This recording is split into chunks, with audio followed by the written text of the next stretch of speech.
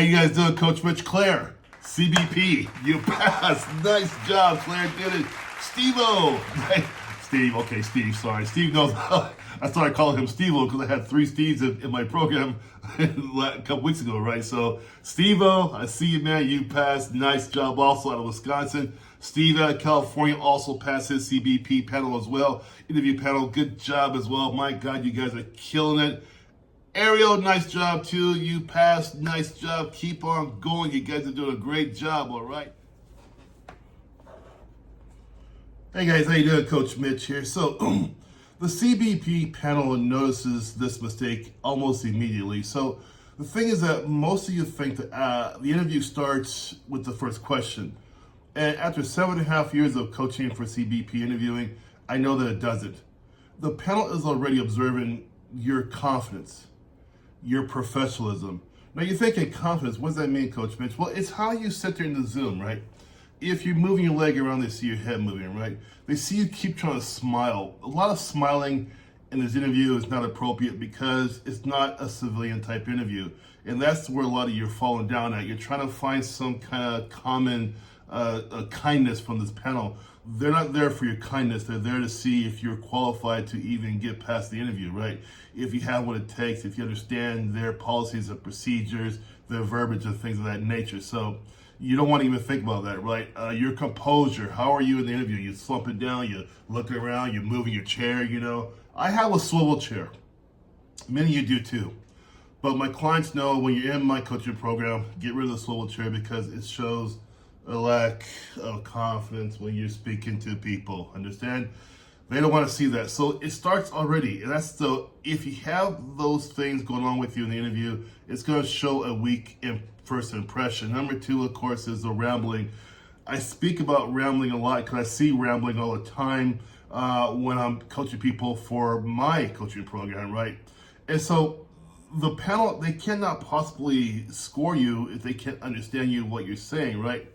Rambling is a sign of disorganization. It's also a sign of not really having practiced what you're supposed to understand at the interview, right? So long, disorganized answers, they often hurt you because it shows you're not a qualified person because you're not ready for the situation. So what is a core to rambling? The core to rambling is this.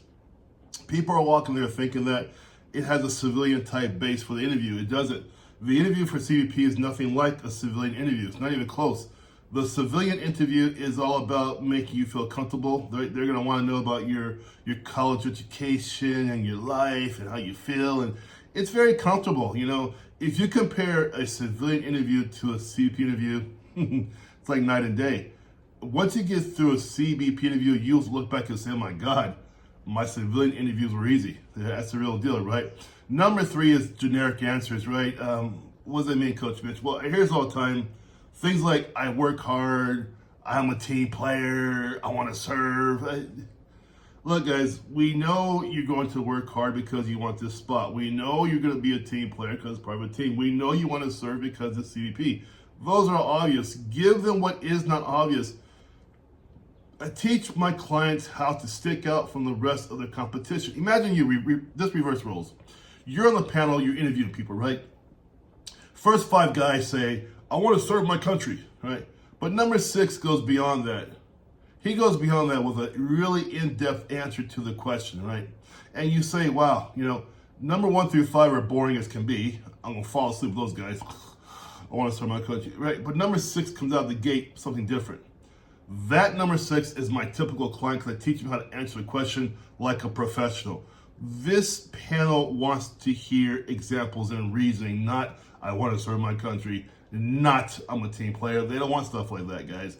This is why my guys win a 90.4% success rate. Now, at this point here, if you're serious about it, get into my coaching program. Down below in the description, get into my calendar, and I can show you too how to do this, okay? Number 4, of course, is overusing the term we. Applicants like to talk about we. We did this, the team did that. No. The question being presented to you is designed to figure out what you would do, not the team, not what we would. I want to know what you're going to do. Now, there is one question I do ask that does make you say we. okay? It's purposely put there because I know for that particular question that may come across the interview panel, they want to hear we. But the rest, it's about you.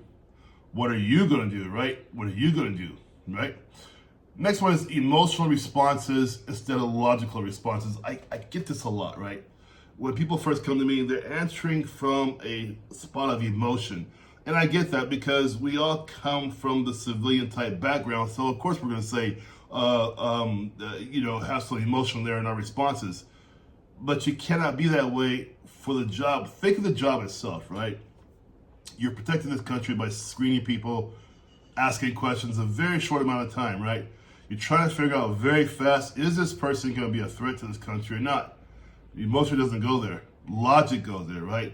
So what do you mean by that, Coach Mitch? Well, logic, judgment, reasoning, accountability, those are the things they want to hear. They don't want to hear about some emotional storytelling. They want you to get down to the facts and get it done. That's what they want to hear. Many candidates tell the panel what they did, and that's fine. However, in telling the panel what they did, I teach my clients to explain why they chose that action, how they evaluated the situation, what they learned. These are all things we want to make sure we get across to the panel that we know what the heck we're talking about. This is critical stuff here, right? Last thing is this, guys. You're trying to impress this panel. You're not going to impress the panel, so stop trying that. They're not looking for a hero, a Rambo, a one-man army. They're looking for maturity, professionalism, and sound judgment. Now, we embed these within my coaching program to show you how to do this, okay? It is like learning another language. That's truly what it is. So you got to come prepared to my coaching program, open-minded and ready to learn another language. Therefore, you too have a great chance to be part of my 90.4% of passers. Okay, that's how that works, right?